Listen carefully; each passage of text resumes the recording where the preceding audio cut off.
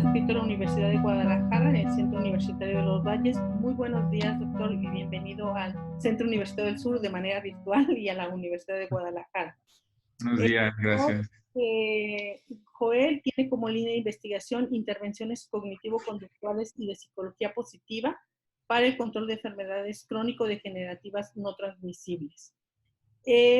Se desempeña como profesor investigador de tiempo completo del Centro de Investigación en Comportamiento y Salud del Centro Universitario de los Valles. Ha participado en la publicación de diversos artículos. Sus investigaciones y proyectos están basados en calidad de vida y estilo de vida saludable, y epidemiología e intervenciones en salud, y es candidato del Sistema Nacional de Investigadores. Antes de dar la palabra al doctor Joel, les recordamos que a todos los asistentes que tienen que hacer el registro en el link que aparece aquí en el chat, y que durante la presentación del doctor Joel pueden escribir sus comentarios o preguntas también en el mismo chat que se encuentra en su pantalla, y esas inquietudes se les van a plantear al ponente cuando finalice su presentación para que pueda dar respuesta. Pues adelante con su presentación, doctor, y nuevamente bienvenido. Bien, pues muchas gracias por la invitación y pues también felicitarlos por este esfuerzo para lograr este evento en esta modalidad que creo que pues es muy novedoso y que será muy útil. Pues muchas gracias. Bien, pues bueno, vamos a comenzar el tema de análisis de datos, que después lleva por ahí como frase, cómo darle sentido a los resultados de tu investigación. Brevemente, comentar que es una presentación básica que enfatiza la importancia que es tener un orden, que es una característica primordial en un proceso de investigación. Entonces, bueno, con el afán de que esto pueda pues ilustrar procesos básicos que luego, pues a pesar de la simpleza, pues son muy importantes para tener productos de mejor calidad en cuanto a investigación se refiere. Bueno, considerando que tenemos investigadores, el que una persona sea autoeficaz, una variable pues muy conocida en distintas áreas de estudio de la psicología, sobre todo en psicología de la salud, y saber si entonces las personas que son más autoeficaces pues pueden tener una mejor adherencia al tratamiento. Entonces allí tenemos las dos variables y el estudio desde la investigación, pues tiene que ver con cómo se relacionan esas variables. Si es diferente, habrá que ver si es diferente según el sexo de las personas, según la región de X país, etcétera. Entonces, eso es algo importante que no podemos perder de vista porque regularmente la mayoría de objetivos de investigación pues tienen que ver con dar cuenta de estas relaciones entre variables. Básicamente tenemos que, sobre todo cuando son el caso de intervenciones, que la comparación de porcentajes grupales, es decir, para algunas variables que pueden ser nominales o incluso ordinales, pues que las personas se distribuyan de una u otra manera según el porcentaje que hayan obtenido en X cuestionario, en X variable, ¿no? Entonces, pues podemos dar cuenta de los datos de esa manera, que de hecho es una manera muy usual de hacerlo al inicio de cuando se empiezan a poner los datos, ¿no? En un reporte de investigación. Entonces, eso simplemente es para ver, para tener algunos datos que nos empiecen a ilustrar.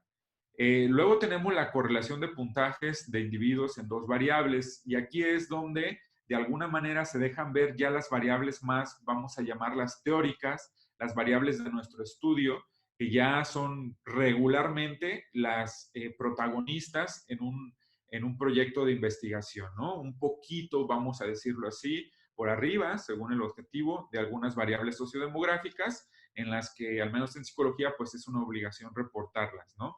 Entonces tenemos que entonces podemos comparar luego si es una intervención, retomando el ejemplo que estoy utilizando de la adherencia al tratamiento, si, por ejemplo, las personas que son autoeficaces con las que no son autoeficaces, ¿qué media, según el indicador que hayamos tomado para la adherencia al tratamiento, en el caso de diabetes, puede ser hemoglobina, en otros casos de enfermedades, pues pueden ser otras variables como calidad de vida, qué sé yo. Pues saber si esas diferencias de los puntajes realmente son diferentes por algo que se atribuya pues a las variables y no por un sesgo pues ahí azaroso, ¿no? Entonces, es importante que esta relación de los puntajes pues se dé cuenta, e insisto, aquí ya estamos empezando a hablar más de las variables teóricas. Para saber, perdón, hacer una precisión, para saber si una variable tiene relación con otra. Aquí es básicamente el tema de la correlación, ¿no? Donde se toman en cuenta todos los casos de X variable. Porque luego tenemos la comparación de medias por grupos, en donde ahí sí, para hacer una precisión, no lo mencioné así, las personas autoeficaces o las no autoeficaces, y entonces comparar sus medias de adherencia al tratamiento, o puede ser una comparación por grupos, por sets. Y en el caso anterior, es simplemente ver la correlación entre las variables, ¿no? Entonces, básicamente en el análisis de los datos, en el área de estudio a la que me dedico, pues son tres estrategias, tres aspectos de los que regularmente se tiene que dar cuenta, ¿no? Y que nos empiecen a dilucidar si entonces nuestros objetivos, nuestras hipótesis están en lo cierto o no. Bueno, de manera general y muy básica, pues tenemos estos gráficos que son muy importantes porque le dan esa precisión, le dan esa claridad a nuestros datos. De repente, pues podemos tener un montonal de datos y entonces se puede perder de vista, ¿no? El objetivo. Entonces, pues se recomienda mucho el uso de estas gráficas para dar cuenta de las frecuencias de nuestros datos. Claramente, pues puede ver la gráfica de pastel, ¿no? Que pues, es muy conocida, es muy útil muchas veces para dar cuenta de esta distribución de frecuencias, en el caso de las barras o los polígonos. Entonces, son básicamente las gráficas, los gráficos que se utilizan para presentar la distribución de las frecuencias. Y esto al amparo, pues, de la estadística descriptiva, en donde básicamente, pues, tenemos las medidas de tendencia central y luego las de variabilidad. En el caso de las de tendencia central, pues, bueno, alguna muy conocida, como es la media o promedio, el caso de la mediana, el caso de la moda. Y bueno, esto por simple que parezca, en muchos estudios es relevante porque, por ejemplo, si tuviésemos un estudio donde hubiera mucha disparidad en los puntajes de los distintos casos que comprendan nuestra base de datos, pues muchas veces la media pudiera no ser la indicada, ¿no? Según lo que busquemos, porque imaginemos, por ejemplo, que las calificaciones de un grupo en X materia oscilan con este rango de 0 a 100 y que muchos casos tienen, o vamos a decirlo, la mitad de los casos tengan de 95 a 100 y entonces la otra mitad tenga entre puntajes de 0 a 20, ¿no? Digo, a lo mejor un poco extremo el ejemplo, pero para ilustrar. Y entonces el promedio, digamos, va a estar alrededor tal vez de los puntajes entre 50 y 60 tal vez. Y entonces el promedio dice que pues algo que no necesariamente tiene que ver con la realidad, porque entonces estaríamos diciendo o asumiendo de manera equivocada que muchos pues tienen un puntaje aceptable, pero pues es producto de que muchos tienen un puntaje sobresaliente y muchos tienen un puntaje muy deficiente. Entonces la media no refleja de alguna manera, según el objetivo, lo que buscamos. Entonces por eso es que es muy importante que estas medidas estadísticas, estas pruebas, pues se elijan de manera adecuada.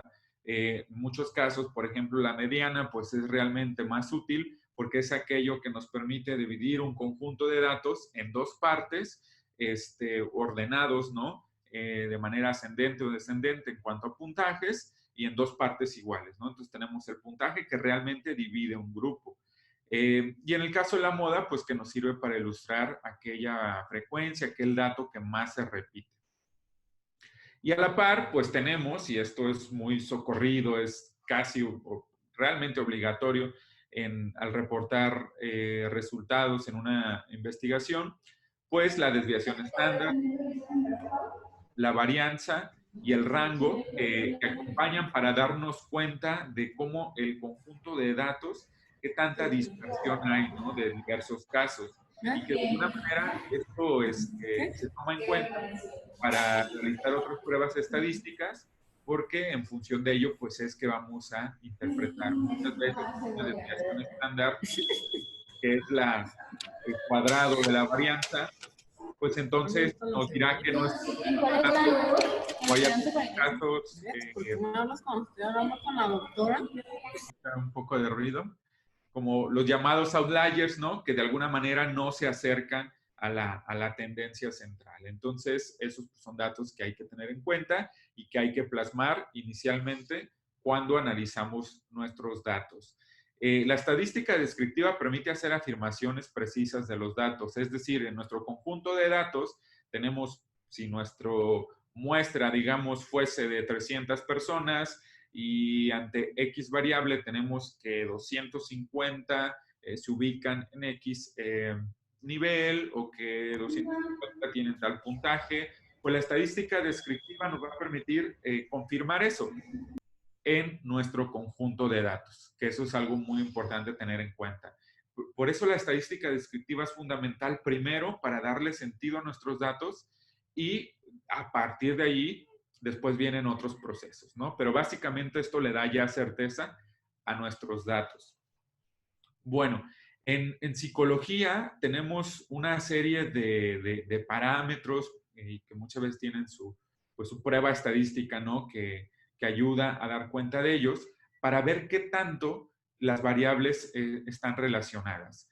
Entonces, pues tenemos los coeficientes de correlación que nos dan cuenta, sí hay relación de una variable con otra, pero qué tan fuerte es esa relación, ¿no? Y sabemos que pues, mientras más cercano al 1, a la unidad, pues esa correlación será más fuerte. Punto aparte, el tema de la significancia estadística, ¿no? Decir, bueno, en este estudio la correlación es fuerte, pero no necesariamente eso implica que se pueda reflejar en otros estudios. Bueno, tenemos también la magnitud del efecto, en donde pues nos habla de la fuerza de asociación, y aquí estamos hablando ya de asociación, que esto es algo que se utiliza más en investigaciones que tienen que ver con comparar efectos de intervenciones entre las variables, ¿no? Entonces, para ello, pues la magnitud del efecto, hay diversas pruebas estadísticas que se utilizan, como la de Cohen, la G de Edges, entre otras. Luego tenemos las ecuaciones de regresión que nos ayudan a predecir el puntaje de una persona de X variables cuando ya se conoce el puntaje de otra, ¿no? Y entonces tenemos que muchas veces identificada una correlación, pues bueno, una ecuación de regresión permite darle este toque predictivo, ¿no? Y que bueno, en ocasiones cuando tenemos diversas variables, pues puede ser múltiple y podemos tomar 3 variables que nos den cuenta de su efecto, de lo que se podría predecir en otra variable. Tenemos la correlación múltiple, ¿no? Que es combinar diversas variables predictoras para incrementar qué tanto la precisión de un pronóstico sobre una variable. En psicología, esto es sumamente utilizado porque de antemano sabemos que los fenómenos de estudio de nuestra área, pues no tienen una sola variable, no tienen un factor etiológico único. Entonces, muchas veces necesitamos de analizar todas aquellas variables, factores que se relacionan con el fenómeno para tratar de describirlo de la mejor manera. Entonces, por eso es que esto se utiliza mucho. Y bueno, relativamente reciente están los modelos estructurales, en donde ya se plantean ciertos patrones para dar cuenta de las relaciones de diversas variables en la explicación de un fenómeno, e incluso también dando cuenta del orden de esa influencia. No solo decir están relacionados, sino cuál variable tiene que ver con cuál. Pondré un ejemplo. En ocasiones podemos decir que, imaginemos el riesgo suicida, tiene que ver con depresión y ansiedad. Y entonces sabemos que una persona con un puntaje alto de depresión, si es medido con un autorreporte, o simplemente una persona que se categorice como deprimida o con un problema considerable de ansiedad, pues bueno, que podemos decir que esas variables explican parcialmente el riesgo suicida. Y luego yo puedo decir que quiero investigar si la resiliencia tiene que ver con esto. Y entonces yo digo, la resiliencia tiene que ver con el riesgo suicida y entonces un puntaje mayor de resiliencia tendría un menor riesgo suicida. Sin embargo, al hacer esta investigación, imaginemos que pues no sale nada en cuanto a la influencia o la relación de la resiliencia con el riesgo suicida. No obstante, si a lo mejor analizo la relación entre la resiliencia, la depresión y la ansiedad, puede que allí sí resulte algo estadísticamente significativo. Y entonces no es que mi hipótesis de que la resiliencia tiene que ver con el riesgo suicida, eh, bueno, tendríamos que decir que no es así, que no hay relación, pero la variable como tal participa en el fenómeno, simplemente que participa con otras variables que de alguna manera están más involucradas en la explicación del mismo. Entonces, pues es muy importante pues analizar estas relaciones de variables. Psicología, insisto, considerando que pues muchas veces nuestros fenómenos de estudio, pues hay muchas variables involucradas. Bueno, hasta esta parte pues tenemos lo que es la parte básica, la parte descriptiva, pero pues en realidad como ciencia psicológica buscamos muchas veces la predicción, por complicado que esto sea. La verdad es que es algo que de repente pues puede haber posturas encontradas, pero es una realidad que sí buscamos en psicología pues predecir fenómenos, porque de alguna manera, digamos, y retomando el ejemplo del lamentable caso de la reciente incidencia de suicidios, pues se trata de que busquemos, que identifiquemos aquellos factores involucrados para que este fenómeno vaya disminuyendo y no solo pues de tener pues un análisis a posteriori del fenómeno en donde lamentablemente pues ya pues los casos ya están consumados, ¿no? Aún pues con la utilidad que esto tiene. Entonces, la verdad es que sí se trata de que busquemos predecir, es algo muy complicado en ciencias sociales y de la conducta, sin embargo, pues sí es una pretensión, eso hay que decirlo. Bueno, entonces, pues para ello, nos auxiliamos de la estadística inferencial, que nos permite determinar si se puede aseverar que X resultados reflejan lo que sucederá cuando se realice el estudio con diversas muestras. Es decir, aquí ya dejamos un poquito el tema de nuestros datos, de nuestro estudio, que con certeza podemos decir son estos, para ver si lo que yo encontré de alguna manera se suma a otros estudios del fenómeno, si hay coincidencias, si hay diferencias, si esto se podría replicar en otras poblaciones, etc. Entonces, pues la estadística inferencial es de alguna manera algo muy importante en psicología para la predicción de fenómenos, ¿no? Bueno, tenemos que un elemento básico dentro de esta parte de la estadística inferencial, pues es el tema de la hipótesis nula y la investigación. Pues la famosa hipótesis nula, donde pues muchas veces se afirma que las poblaciones, que las medias de las poblaciones son iguales, es decir, no hay diferencias. Entonces, si las hay, pues se deben al error aleatorio. Entonces, regularmente no es lo que buscamos. Sin embargo, aquí quiero también hacer énfasis y me daba gusto escuchar un poquito de la ponencia anterior, donde, pues bueno, la complejidad de los fenómenos de estudio en el área psicológica, pues muchas veces hace que de repente tomemos por ciertas afirmaciones, ciertas tendencias, cuando a lo mejor no lo son. Y entonces creo que es muy importante que en la comunidad científica pues cada vez sea más natural el reportar pues investigaciones obviamente con las mejores credenciales metodológicas y lo más cuidado que se pueda el trabajo de investigación, pero también aceptar entonces estos datos que muchas veces pues ocurren y que también nos indican cosas, ¿no? Más adelante lo retomaré, pero es importante pues tomar en cuenta esto, ¿no? Sin embargo, pues bueno, sabemos que muchas veces lo que buscamos es la comprobación de la hipótesis de investigación o también la llamada hipótesis alternativa, ¿no? En donde pues buscamos diferencias, buscamos decir que pues bueno, las personas que se sometieron a tal tratamiento tuvieron mejores resultados que este otro, comparando sus medias y pues con base en ello lo puedo dar cuenta, ¿no? Entonces, bueno, pues ahí tenemos algo básico. Bueno, luego tenemos la famosa prueba T y la prueba F, o también llamada análisis de varianza, ¿no?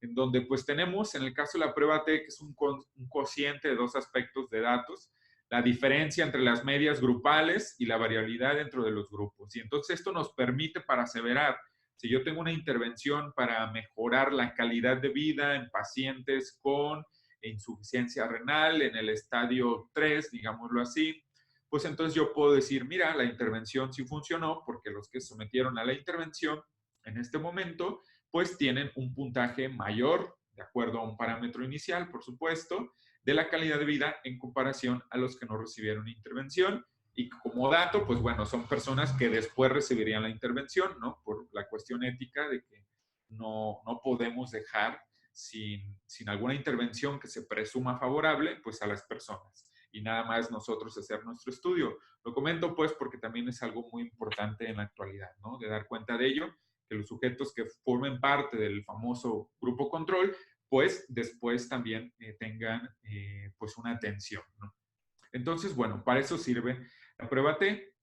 Y tenemos en el caso de la prueba F, que es una extensión de alguna manera de la prueba T, donde el cociente pues toma en cuenta dos tipos de varianza, la sistemática y la del error. Y esto lo podemos ver cuando tenemos pues más conjuntos de datos, donde a lo mejor puede ser medir X resultados en 3 momentos o simplemente cuando hay más grupos. Entonces, para eso se usa. Me voy un poquito más rápido porque estoy aquí monitoreando el tiempo y sé que está por agotarse.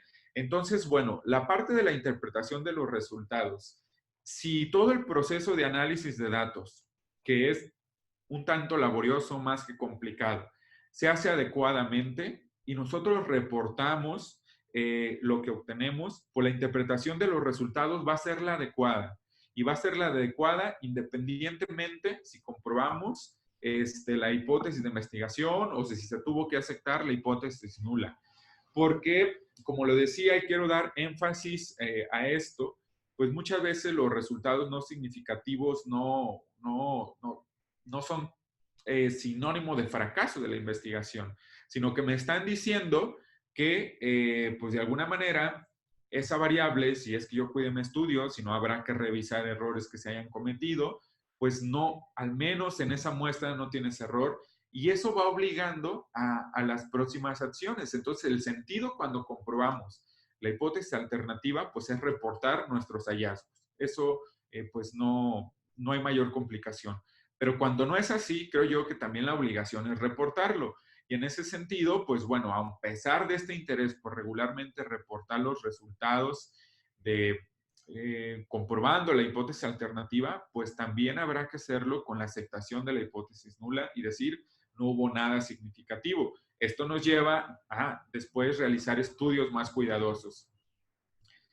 La comprensión de un fenómeno, sobre todo en el área psicológica, pues tiene que ver con que diversos estudios den cuenta de ello, no solo el nuestro. Entonces, en ese sentido, pues nuestros datos van a ser útiles porque van a sumar al acervo científico y entonces, pues ya el tiempo y cuando se empiecen a ver mayor número de estudios en X fenómeno, pues iremos identificando aquellas variables que explican el fenómeno o las que no lo explican o bajo ciertas condiciones, etcétera, etcétera. Entonces, es importante reportar nuestros datos y pues darle sentido de esta manera, ¿no? Decir, bueno, para este conjunto de datos, estos son y entonces, pero sin embargo, habrá que ver si descriptivamente yo encuentro algunos datos interesantes, pero a lo mejor en la parte ya la estadística y la significancia no están así, pues entonces es muy claro, el sentido de esos resultados es seguir con otros estudios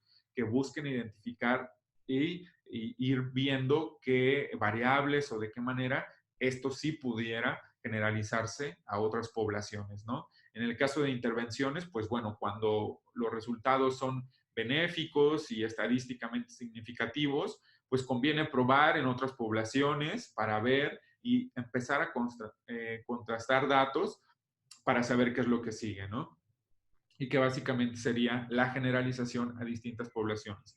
Cuando esto ocurre, estamos hablando que de manera consolidada una variable está relacionada con otra en un sentido pues con mucha potencia al margen de algunas otras variables, ¿no?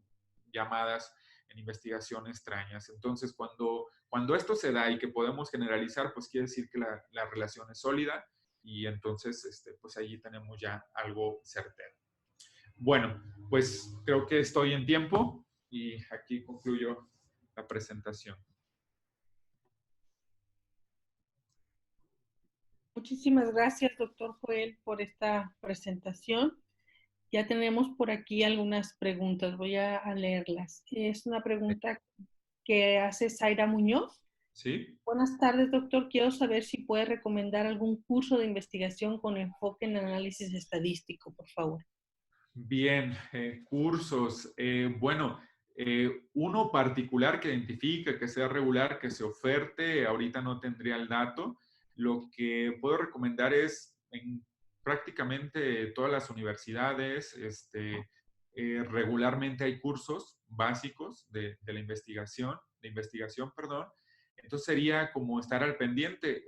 Si tiene a bien enviarme un correo, y cuando yo identifique alguno de ellos, con gusto le puedo reenviar información y además de algunos materiales bibliográficos básicos, ¿no? ¿Algún libro podría recomendar, así de los que usted considere Sí, mejor? de hecho, si en la presentación se alcanza a ver la referencia, tomé en cuenta, digamos, el perfil de la audiencia, pero en la referencia de la presentación está el de Coatsby, de Métodos de Investigación del Comportamiento. Me parece un libro básico, pero muy sólido, pues, en cuanto a algunos elementos, en general para psicología. Entonces creo que ese puede ser muy útil, ¿verdad? Ok. Ya tenemos aquí otra pregunta de Natalia González. ¿Cómo podemos contactarlo para asesoría personal y si ofrece asesorías? Bien, bueno, de hecho en este evento, que también los felicito por esta parte de las mentorías, digo, es algo que regularmente, pues bueno, al menos yo no había participado ni he observado que se haga mucho. Entonces, bueno, este es un espacio y el otro, en la presentación al final está mi correo electrónico y con gusto, si podemos concertar algún espacio para alguna asesoría personal, son labores que me gustan. Si la agenda lo permite, no hay ningún problema. Perfecto. Y bueno, pues ya quienes estén interesados se pueden inscribir todavía. Nos pregunta Adriana Ruesga que si la presentación se las puede facilitar. Sí, sin ningún problema. De hecho, comentar, básicamente los datos emanan de esa referencia. No podemos ver esa última diapositiva con esos datos. Ya No, no. sino que me escriban el correo y yo la regreso. Ah, ok. Y ya viene completa, viene mi correo electrónico. Bueno, entonces sí necesitamos garantizar que se vea mi correo. Si no lo digo, para que tome nota, porque no sé por qué no se ve. Ok, a ver, Es vamos tomando nota. Joel.gonzález. Lo voy a ir escribiendo aquí. Joel.gonzález, las dos con Z, @ académicos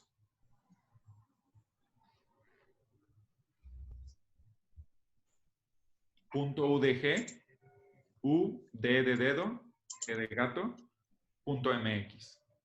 Fíjate lo que dice él.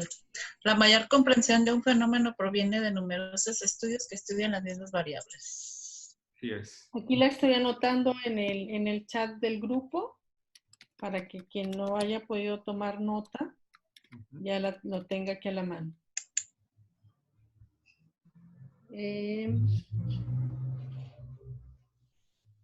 También tenemos otra pregunta de Mónica Espinosa. Como investigador acreditado, ¿usted aceptaría estudiantes de pregrado para asesorarlos en el camino de su formación como investigador? Sí, en completa honestidad, bueno, mi perfil como profesor de tiempo completo está orientado a la investigación, entonces de alguna manera pues cuento con esa formalidad, ese respaldo, para que mis actividades se enfoquen más a la investigación y en ese sentido pues sí trato de dedicar el mayor tiempo posible a este conjunto de actividades, ¿no? Obviamente la investigación, pues desarrollar mis proyectos, pero esta parte de la formación en pregrado también, porque muchas veces la investigación es algo que ya se alcanza a plasmar como en posgrado, cuando yo creo que desde pregrado se pueden hacer muchas cosas. Actualmente estoy dirigiendo una tesis en pregrado y pues son de las cosas que no escatimo. Entonces, por ¿Cuáles supuesto. son sus líneas de investigador? Pregunta Adriana Ruesga, doctor. Bien, mi área así de manera muy general es la psicología de la salud. Luego, derivado de ello, particularmente intervenciones psicológicas o cognitivo-conductuales para los temas de la adherencia al tratamiento o en general para el abordaje de la enfermedad crónica, particularmente diabetes. Y también también participo en una línea que tiene que ver con el estilo de vida saludable. Entonces, si se fijan, ambas dependen de la psicología de la salud. Entonces, solo que en el caso del estilo de vida saludable, pues es un poquito más complejo porque son más elementos los que se tienen que abordar y entonces ahí nos trabajamos ahorita más en cuestiones correlacionales, como empezar a proponer algunos modelos. Y en el caso de la enfermedad crónica ya es prácticamente para intervenir, es decir, eh, probar intervenciones.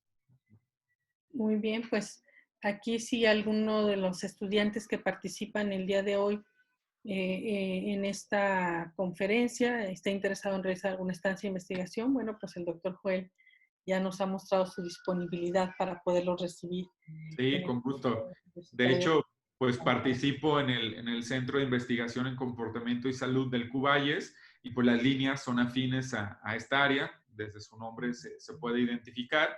Y también participo en la maestría de Psicología de la Salud del Centro Universitario de Ciencias de la Salud.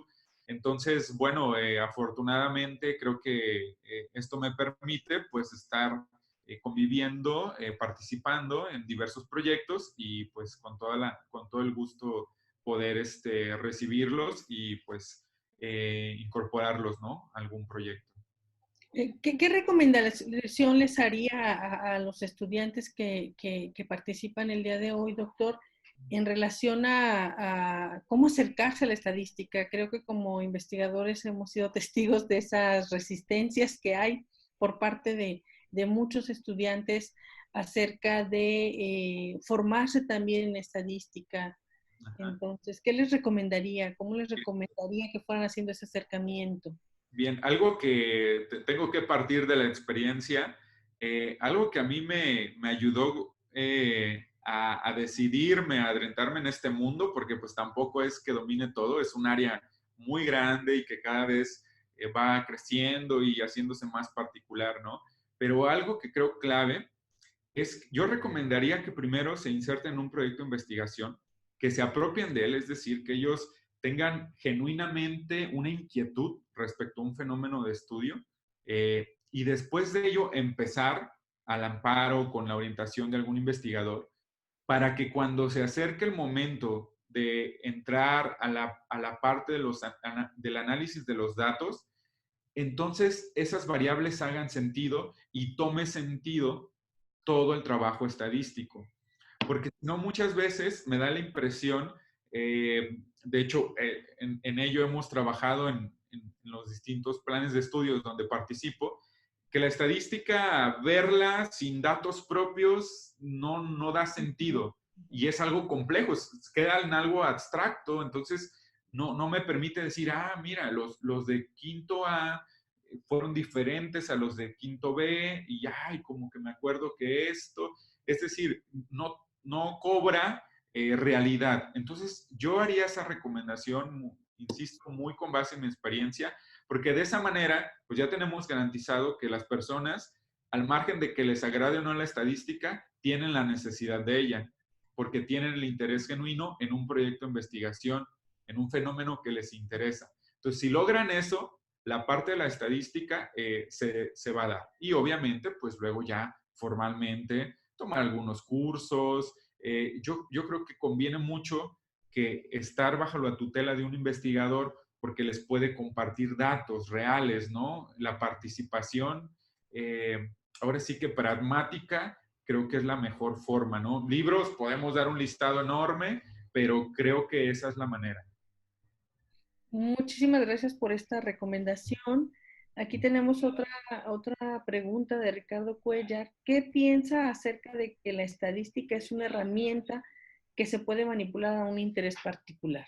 Sí, de hecho ocurre, ¿no? Ocurre, pero obviamente que, digo, y sobre todo, pues bueno, no puedo decir que en la comunidad científica no ocurra, sin embargo, yo sigo creyendo en la buena fe de los que nos dedicamos a esto, que se trata de dar cuenta del fenómeno. Tan es así que yo hacía hincapié en que cuando de repente tu hipótesis no se comprueba, tu hipótesis de investigación, pues hay que reportarlo, ¿no?